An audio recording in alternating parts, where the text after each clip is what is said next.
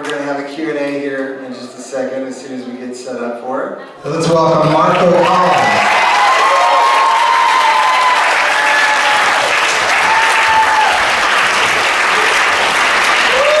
Thank you, buddy. I appreciate that. Wow. First of all, you guys got to give it up for yourselves because I've never heard an audience like this. This passion. Make some noise for yourselves. I gotta say, with this crowd, I don't know how many of my questions I'm gonna end up getting to because I have a feeling I'm gonna want to turn it over to you guys. Shawn, that was amazing. Yeah, it really was. I really talked backstage. I want to just say to you guys, to be able to watch this show with you is incredibly rewarding for us. You should do it every week. Also, they asked us to come to the Oceanside International Film Festival, and we do it because you guys have been so incredibly supportive as fans. When we come here to shoot, you've been here supporting us. There are, 5 main characters on the show. There's Smurf, there's Pope, there's Craig, there's Darren, there's Jay, and there's Oceanside.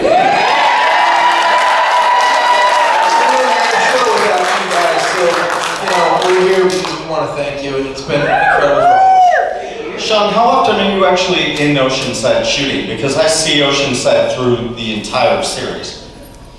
We go 3 times per year. We shoot for 6 months, so every 4 episodes roughly we come here and do about 5 days of work. Okay. Yeah, a lot of the locations, the restaurant names, that clearly you guys have spent some time here, and it wasn't just researched. It feels like you've actually kind of become a part of the fabric here. Yeah, it's our, an interesting way to think about it is now that I'm on the other side of the camera, we shoot the LA stuff and then the Oceanside stuff gets layered in later. So I had the experience of watching this episode and editing it before we got the Oceanside stuff, the beautiful beach shot, the pier shot, all that stuff. And coming here and getting the footage that we get, it really adds so much value to our show. And it's like taking a perfect bow and tying it, and it's the finishing touch that we need. I think it's great that you honor the city like that, and you're so respectful. Since already moved to the audience. So I gotta say, Shawn, I met you for the first time. I was here last year. I was down here visiting family, so I was here for your directorial debut. But I just met you for the first time back in the green room, and I gotta say, your character is so well defined that I'm a little nervous to even sit this close to you because of some of the looks that you're able to give in your performance. In fact, you genuinely creep me out at times. I don't know about you guys, but some of those Shawn Hatosy Pope looks, We have feedback here. yeah, are fantastic. My voice carries so much. I was wondering if you could just give us one of those looks right now. Oh, yeah. Either, Shawn, when the eyes roll back into the back of your head, that's when it goes, and your upper lip kind of starts doing that thing. See what happens when you take a brownie off them at lunch. When you were cast for the role, I read somewhere where you were talking about they cast me as the toughest guy in the series, and that's just not me. How did you prepare for this role? It's all in the eyes. And upper lip. It's what, if you get the eyes right, you don't have to go to the gym. So it's all about That's the what I eyes. think That's about it. for sure. Whatever. I mean, the character was written, the description in the pilot episode was every time he walks into a room, his presence just freaks people out. He stares through people. Could you do it like an insane person? How much research did you have to do to get there? it's gonna sound stupid, but I mean, I've talked about it before. The theme is animals, so I was looking at different animals, and it was the gray wolf, and yeah, it's a wolf. Scares the hell out of me. Second episode that you've directed, and last year it was the same episode in the series. It was, or in the season, it was number 11. Why? What's the significance of you directing the episode 11? It's a John Wells decision, and I'm thankful for I it. thought you said it was for the film festival. No, that's right, I'm sorry. Because we wanted to schedule it around Oceanside This is going on. 11 next year as well, I think. I think so. You've been acting since you were, what, 13? Yes. What was it like, excuse me, what was it like to step into a different role? And why did you want to pick up directing instead of sticking with? Yeah, just there's a language that we have as actors that we sort of talk in. So often, some directors, not all of them, but some of them don't have that ability. So I feel like, I always felt like I had something to offer in terms of performance. You know, when I go see a movie, I'm usually going to see the performance. You know, it could be a okay script and poorly shot, but if the performance works for me, I mean, I'm drawn in. So, you know, and then if I think about some of the people that I admire as artists, like Orson Welles, John Cassavetes, and you know, Ron Howard, and George Clooney, and all kinds of people, Sidney Pollack, they were actors first. So there's an understanding being on sets that you just kind of develop. So I feel like I have something to offer, and I wanted to try it, and thankfully John gave me this opportunity. How do you feel about it? And if you learned anything from last year's, from your debut directing? Yeah, I mean, I still learn stuff as an actor every time I go to set, and yeah, of course. I mean, the trick with episodic television, particularly our show, is always schedule. And so when you're acting and directing, that becomes a bit of a challenge. But yeah, I mean, look, I had 2 shootouts, so I definitely, feel more adept at that than I did the last time around. I knew exactly what I wanted, and you're racing through and trying to get as much as you can, firing through cameras, really. I mean, it's got to be, I would think, a lot of the direction relies on preparation, because you've got a lot of people on the set, right? You've got cameras, you've got everybody working on the set. If you don't get it right, what do you do? Reshoot? No, you get it right. It's being prepared. You get a full prep week, but it's also, these guys have been developing. The writers' room has been coming up with these stories for months and months, and we trust and rely on them. And Daniele wrote such a beautiful episode.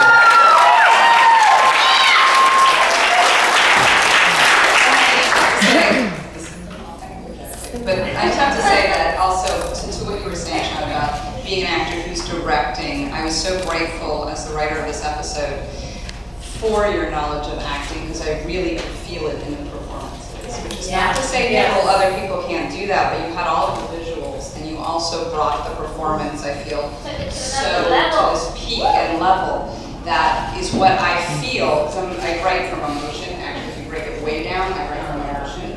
And to be able to see that was so exciting, so thank you for that.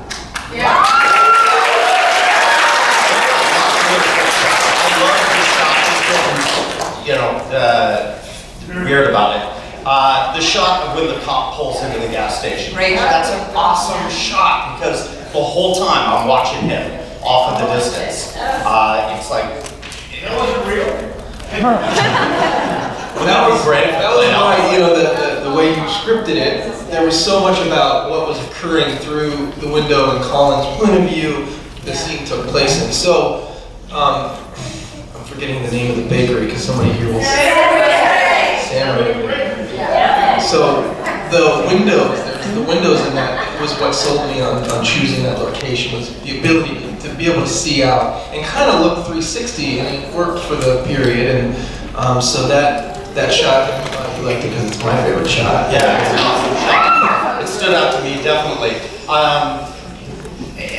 To me, the most difficult thing for what you're doing in directing and acting is that it's your second time directing. You've got a lot going on. You've got this flashback stuff that you've got to build sort of a whole new world there. And I talked to somebody who shall remain nameless who told me a little bit about placement of photos and whatnot. We'll get to that. But just the fact that you were able to, your character's unraveling, you're dealing with Angela's relapse, which is pretty friggin' hardcore. And I wonder, how the hell do you balance those two things? That question I get asked a lot. Is it hard with doing the Pope and then directing? Right. And because we've been doing this for a while. I mean, for me, I kind of fall into Pope pretty easily. Or as Scott Speedman likes to say, I'm just weird. But, you have something to say? I was going to say pretty easily, yeah. And then, we do 2 takes anyways when other people are directing us, so we know how to kind of get to where we need to go. We know we don't have a lot of time, so that part is the least of my concerns when I'm working. And thankfully this episode, there was that narrative of 1977 and then the present day stuff, so doing the 77 story, I was a real director. I didn't have to work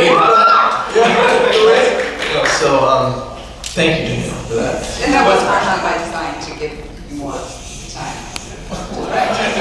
I think it was an awesome thing to do with this series, or with this season, is to do that sort of split thing. And it took me a minute to get it. I was trying to follow the thread, and then I was like, oh, I'm in. Especially when you showed some of the 70s household stuff. I lived through the 70s. I remember that stuff. I remember that design. So I was sitting next to somebody in the audience who might have been in some of the photos used in the house. So the tradition, you can't we wanted to tell a story that Colin was triggered by the photographs in the home, because she's saying, I want to have a family, and so we wanted to tell a little bit of the story with the pictures, but when you can't get stock footage of photographs from the 70s unless you get the permission from the entire family. So that was a challenge, obviously. But because I was born in 1975, and we have all those photographs, and we only needed to get permission from us, whoever takes the picture and whoever's in the picture. Meaning minor parents.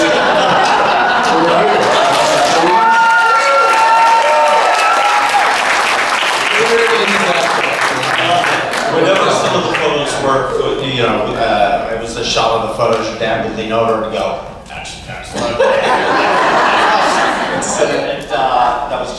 Yeah. It was very cool to see. Thank you. The other thing that was really difficult, and maybe you could talk about it a little bit, is the baby book. Well, yeah. So I wanted to get into that with Ben too. Here's what I mean. You get 15 minutes. You have a 15-minute window with the baby. Seriously? That's all you get. That's all you get. There's what I need. So let's. Yeah, I'll talk to you about that bit. So, what was that like? You only have a 15-minute window, but that was easily 5 minutes worth of footage there, wasn't it? Or like in the episode. There was a lot going on behind that as well. You saw, but there was a bit of prep going on before we actually started to shoot it, and me and baby boy went so corporate at that point. It was pretty difficult and pretty daunting by the time we got into the actual set. But I was very lucky, Shawn has been guiding as a director and a father for the 3rd time, so having him sort of guiding it through.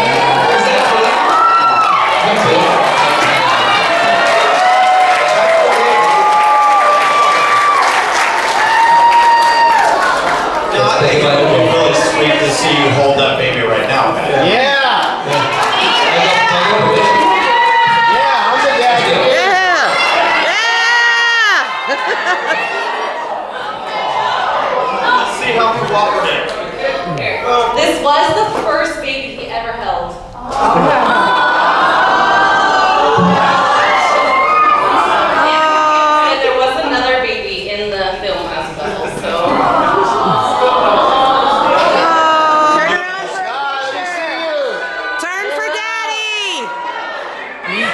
Turn, Ben. We like to say they're in clap periods. Hey, Ben. Turn for Daddy. There we go.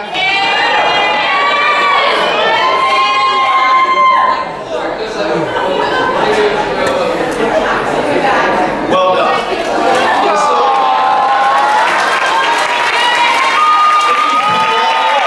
Ready for fatherhood. Well, what was it like for your character? Because I'm noticing development since the beginning of the series. And Daniele, you and I talked a little bit about this backstage, or in the green room there. The characters all are changing to me. And they're, you know, from Jay killing someone, like you think Jay is sort of this innocent kid, and then, you know, Darren, like I didn't expect Darren to go that way. Now, you guys are sort of stepping in a different direction. I mean, you're nuts all the time. But all of a sudden you're embracing fatherhood, and I feel like your character was always sort of a little bit of a fuck up. But you're embracing fatherhood, and it seems like you're kind of stepping up in the family. Yeah, no, I think it's a great arc that was brought into Craig this year. You know, I think it was really a case of having to step up to the responsibility that's being asked of him. I think everything that goes on with Smurf this season as well, I think is really making him realize that at some point he's going to have to really grow up. And I think when he sees Ren pregnant, and so he starts to imagine what the life would be like if, you know, he wasn't in her life anymore. And I think regardless of who the parent was, I think he was going to step up towards that. And I think when he finds out he's going to be the father and is the father, I think he sort of wants to sort of correct the situations and the upbringing that he had, and I think like most parents want to create the best platform for their child to cherish and blossom in. So I think it's going to be a big balance for him to figure out more and more as the season goes on, and even more in season 5. Oh yeah.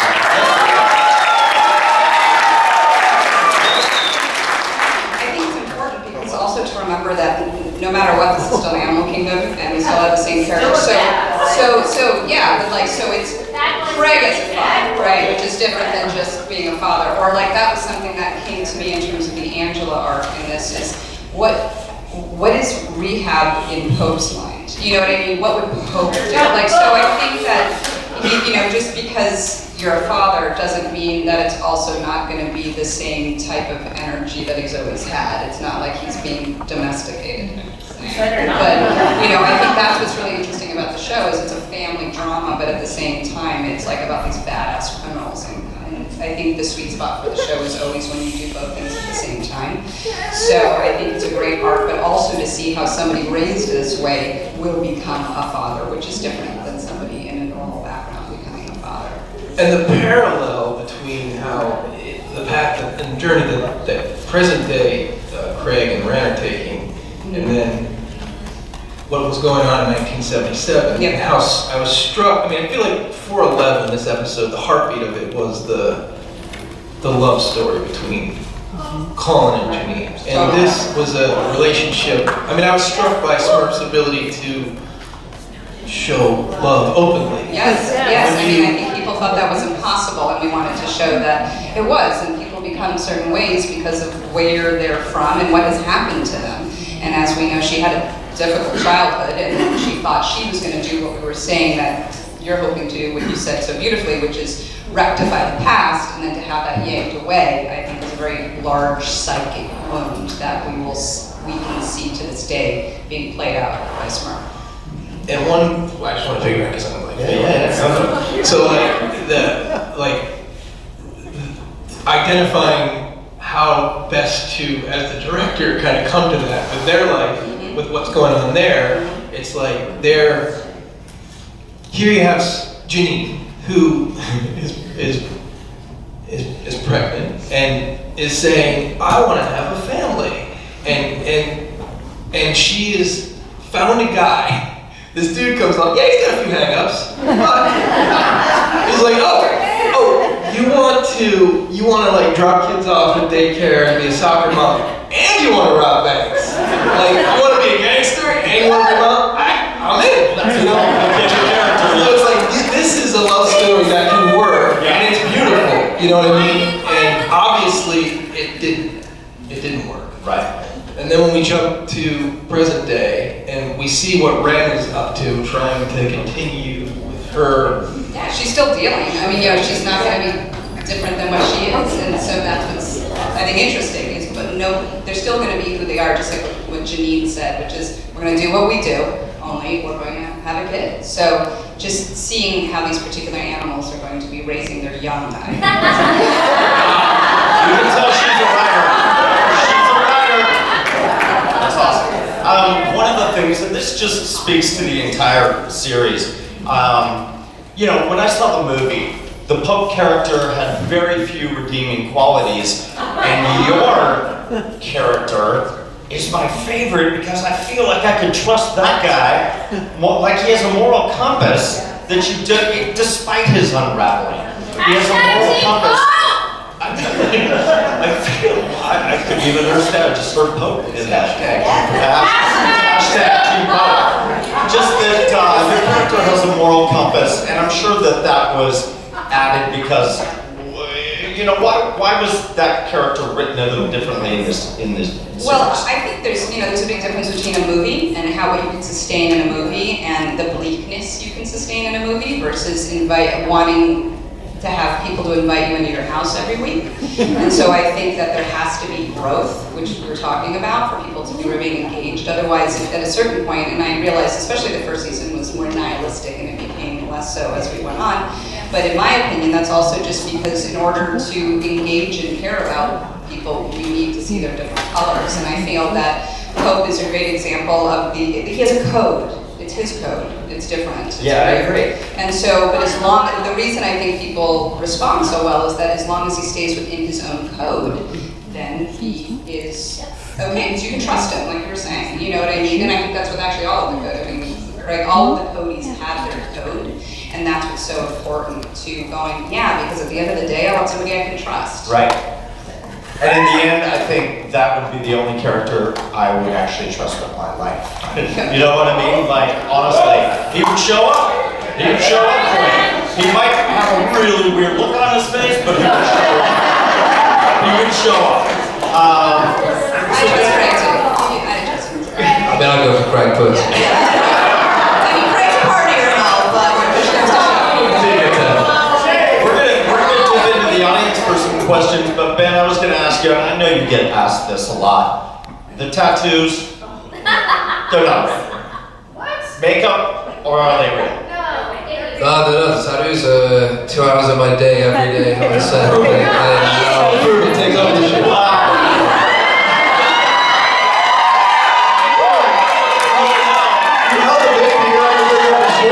Just had a baby, guys, alright? I like to shave my mother. It's funny because whenever we get the call sheet, we're all in the scenes together. He's always in chair for an hour before us, at least. And an hour afterwards. Yeah. Ouch. All right, so let's go to the audience for some questions. Go ahead. So I'm a huge fan of Emily Nation. I'm so excited to see that she drove past this season. So last episode before this one, you guys had a crazy brawl. Bruises were carried over. How did you take that energy and switch it over to this episode? Now you're directing. Was there a switch there? You know, it's funny when we shot this scene in episode 10 where Hope tries to get her shoe off. We rehearsed it. And That was hard for me to It watch. was hard to do. It was hard. So we did it and we rehearsed it and, you know, we kind of just marked through it. And then when they rolled the camera, she just wasn't letting me get it off. I knew that was it was hard. It was really hard. I didn't want to hurt her and I didn't want to hurt myself. So I said gently after the take, I said, you know, we're going to be here for a while doing this because you just fake it. And she was like, oh yeah, sure. That's the director in you right there. So then we rolled the camera again, and I realized that she was not going to let me get that shoe off unless, you know, I pinned her. So I had to pin her to get it off.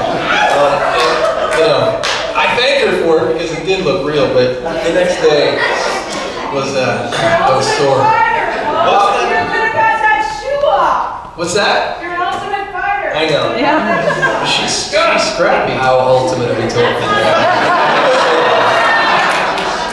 It's hard to get a shoe up when somebody's trying to kick you in the face. So with that kind of violence, you know, in this, I guess it was difficult for me to watch because of where we're at with the Me Too movement or whatnot. To see that kind of violence was tough for me to watch.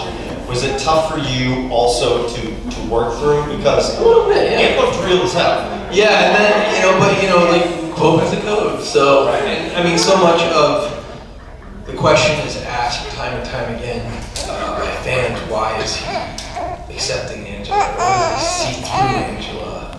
And it's because she is a ghost of his sister whom he failed.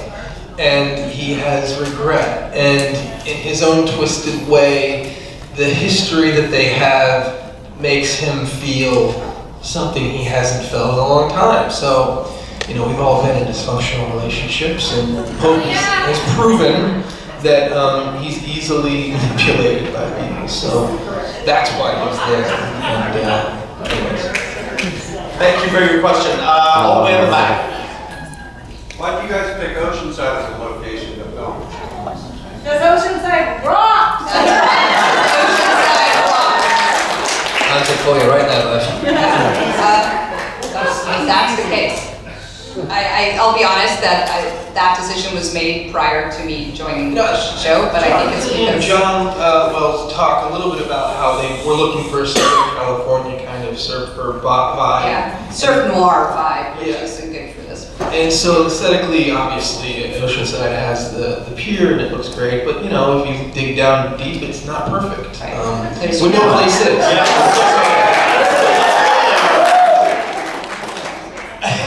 Come on. Now wait a minute. Did I not hear that in this episode? What? But people were cheering so hard when she said I liked Oceanside. Oh, is that what it was? Say the line, Danielle. Come on. Then Colin says Oceanside, Bakersfield by the Bay.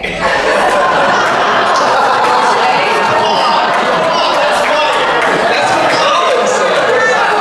Like I said, I will take it. I will take it. I mean, it's Colin. There were a lot of funny lines in this. There were funny moments with the lines in the show. Right here. I've always loved Hey Baz, and we never actually saw him die. And he said that. That's totally bad.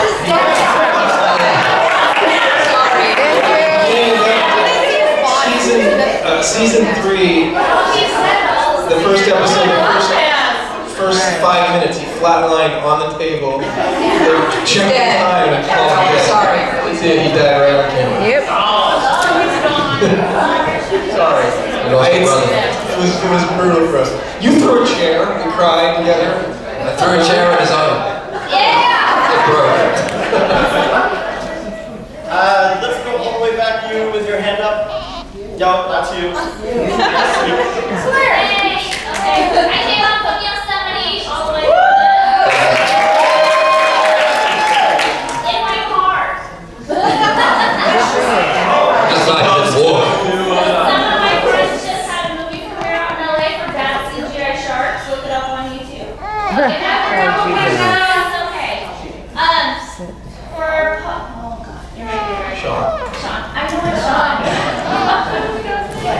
What was your favorite season acting as Pope and why?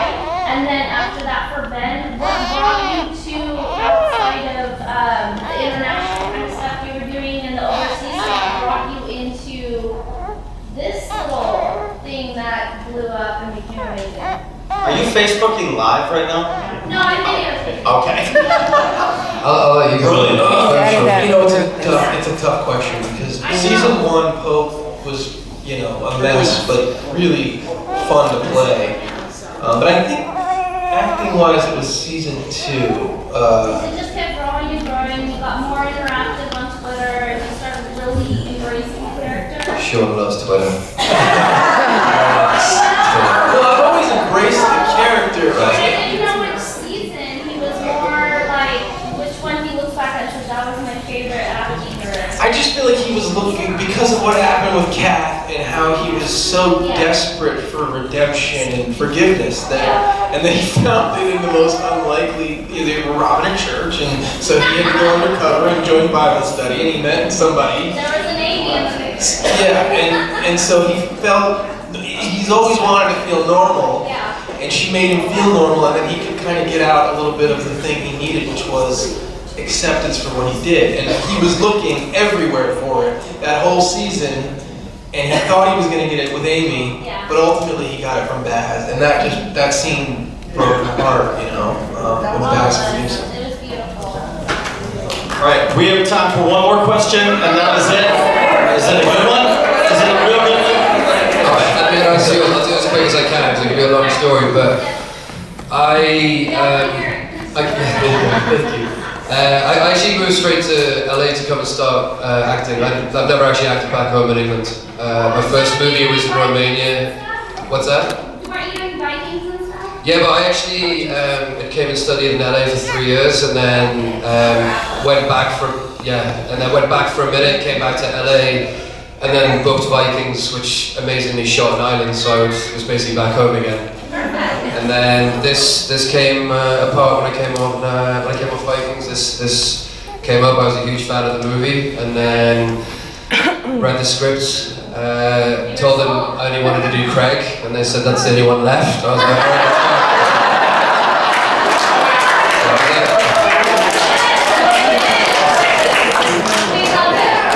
So, thank you. We have time for one more. Do you want to?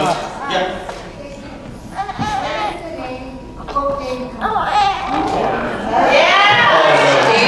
This is it. He's the Pope of Oceanside. That's why.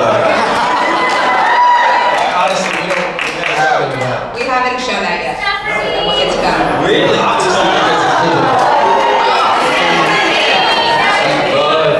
Season 5. One more question. Go ahead. This is actually for Ben, which, how do you feel having Shawn direct you? Like all year you guys are actors, and then the one time you're director. So how is that? How is that? it's actually quite. I gotta be real. Someone stole this brownie at lunch.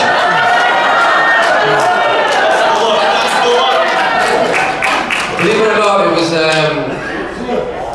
it was actually worse the second time. That's it. Honestly, you know, it's really fun. I mean, I feel like Shawn coming in and doing it last year was such a crazy episode with everything that was going on with the huge shootout, and it was an incredible amount of material that we had to get shot in a short amount of time. I feel was last, Yeah, it was an incredible episode, which obviously premiered here as well, which was great. And you know, him coming back to do it, you know, the second time, Shawn knows, you know, the show inside out, and we all know each other very well, and it's this really lovely thing where everyone's trying to help each other, and because Shawn's such an incredible actor and has been doing it for so long, and incredibly generous both as an actor and as a human being. It just really comes across in the direction, and everyone's ready to help and do whatever you can, and it just gives you this luxury of comfort to perform and play. And so we're lucky to have him. I hate the fact that I have to give this many compliments and to his face. Other than that, In case he directs again, you want more scenes? no, I'm done. All right, thank you to our amazing